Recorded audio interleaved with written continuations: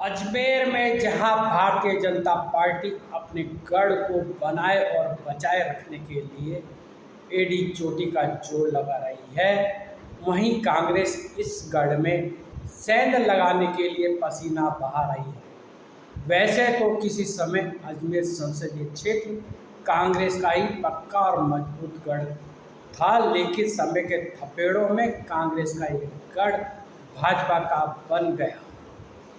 यहाँ से भाजपा के राजा सिंह रावत 5 बार सांसद रहे।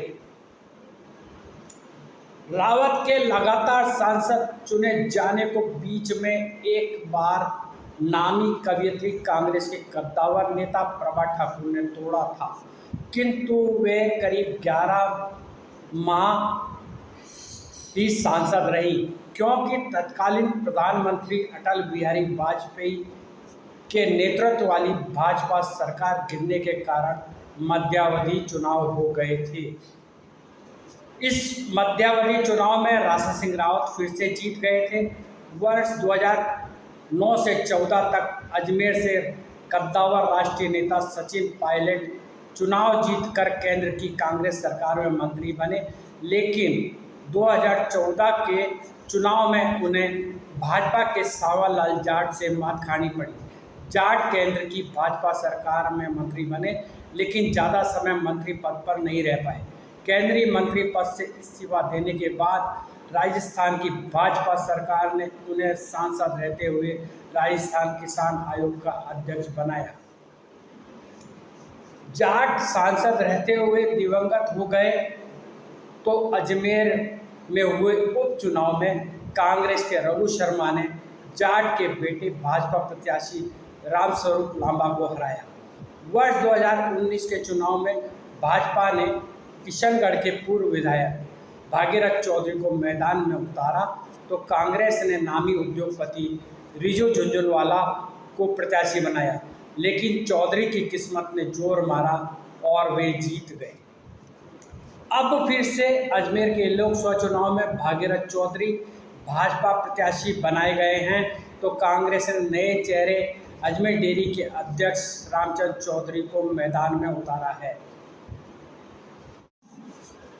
भाजपा कांग्रेस के प्रत्याशी दोनों ही जाट हैं। अब अजमेर संसदीय क्षेत्र में चुनावी समर का आकलन करते हैं।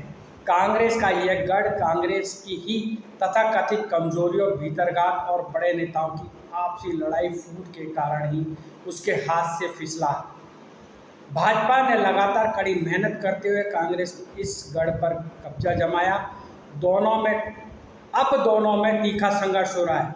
कांग्रेस इस कोशिश में है कि जैसे तैसे उसका यह पुराना गढ़ भाजपा के हाथ से निकलकर वापस कांग्रेस की झोली में आ जाए,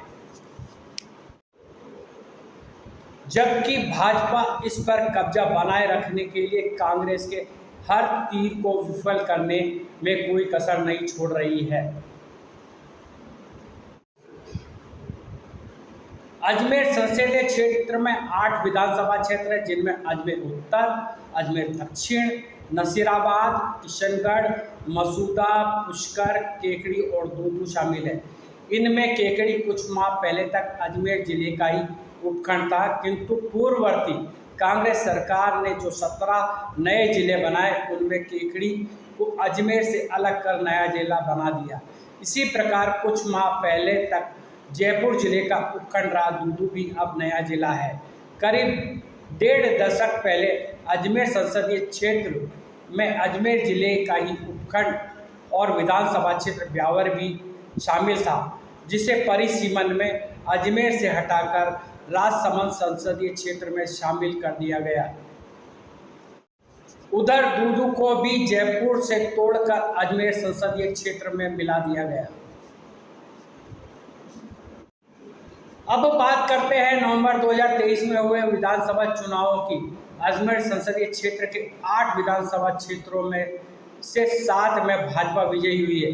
यदि किशनगढ़ में भाजपा ने युवा नेता विकास चौधरी का टिकट काटने की बजाय उन्हें ही मैदान में उतार दिया होता तो 8 सीटों पर भाजपा का कब्जा होता। भाजपा का टिकट कटने से नाराज विकास चौधरी ने कांग्रेस का दामन थामा और उसके बैनर पर चुनाव जीता। किशनगढ़ में भाजपा प्रत्याशी मौजूदा सांसद भागीरथ चौधरी तीसरे नंबर पर रहे थे। अजमेर संसदीय क्षेत्र से जो 7 भाजपा विधायक चुने गए, उनमें से अजमेर उत्तर के विधायक वासुदेव देवनानी, राजस्थान विधानसभा के अध्यक्ष, दूदू के विधायक प्रेमचंद बैरवा उप मुख्यमंत्री और पुष्कर के विधायक सुरेश सिंह रावत कैबिनेट स्तर के जल संसाधन मंत्री हैं। अब आंकड़ों पर गौर करें तो अजमेर संसदीय क्षेत्र में 15 लाख से अधिक मतदाता हैं। अव्वल तो जिन 7 विधानसभा क्षेत्रों में कांग्रेस हारी है, उनमें हार के आंकड़े का अंतर पाटकर जीतने के लिए गिनती शुरू करनी पड़ेगी, जबकि भाजपा जीत के अंतर से आगे गिनती शुरू करेगी। इसी गणित को ध्यान में रखकर दोनों दलों ने चुनावी रणनीति बनाई है। इस रणनीति में दोनों दल कितने कामयाब होते हैं, ये तो आने वाला समय बताएगा।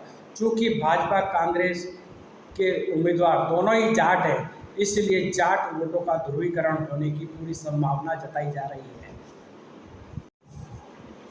वैसे तो अजमेर संसदीय क्षेत्र में सभी जाति, धर्म, समुदाय, वर्ग और संप्रदाय के मतदाता हैं, लेकिन कुछ का झुकाव भाजपा तो कुछ का झुकाव कांग्रेस की तरफ रहता है। रावत, राजपूत, वैश्य, ब्राह्मण भाजपा के वोट बैंक माने जाते रहे हैं, तो अल्पसंख्यक SC ST कांग्रेस, किंतु इनमें भी सेंधमारी चलती रहती है। OBC वर्ग में जातियों की भरमार है, जिनमें कुछ कांग्रेस तो कुछ भाजपा के पाले में मानी जाती रही है। अब थोड़ी चर्चा उम्मीदवारों के बारे में भी कर लें। भाजपा के भागीरथ चौधरी सांसद के रूप में एक पारी खेल चुके हैं, किंतु कोई बड़ी उपलब्धि उनके खाते में नहीं है। भागीरथ चौधरी और नागौर की भाजपा प्रत्याशी ज्योति मिर्धा के लिए प्रधानमंत्री नरेंद्र मोदी पुष्कर में आम सभा कर चुके हैं। अब केंद्रीय गृह मंत्री अमित शाह का रोड शो कराने की योजना बनाई जा रही है। इधर कांग्रेस के रामचंद्र चौधरी के लिए अजमेर में पूर्व मुख्यमंत्री अशोक गहलोत भी आम सभा कर चुके हैं और अब केंद्रीय नेता राहुल गांधी या प्रियंका गांधी की आम सभा या रोड शो कराने की प्लानिंग है। जैसा कि आपको बताया जा चुका है, भाजपा के भागीरथ चौधरी दूसरी बार सांसद बनने के लिए अपनी पारी खेल रहे हैं, जबकि कांग्रेस के रामचंद्र चौधरी पहली बार लोकसभा का चुनाव लड़ रहे हैं। सांसद रहते हुए भागीरथ चौधरी ने गाँव में पकड़ बनाई है, तो अजमेर डेयरी के 35 साल से लगातार अध्यक्ष रहते हुए कांग्रेस के रामचंद्र चौधरी की भी गांव में अच्छी पकड़ है। दोनों ही खेती किसानी वाले धरती पुत्र हैं। अब देखते हैं मतदाता किसके माथे पर राज तिलक करते हैं। सम्मानित दर्शकों, मित्रों, दोस्तों और प्यारे भाइयों बहनों, आपको हमारे इस YouTube चैनल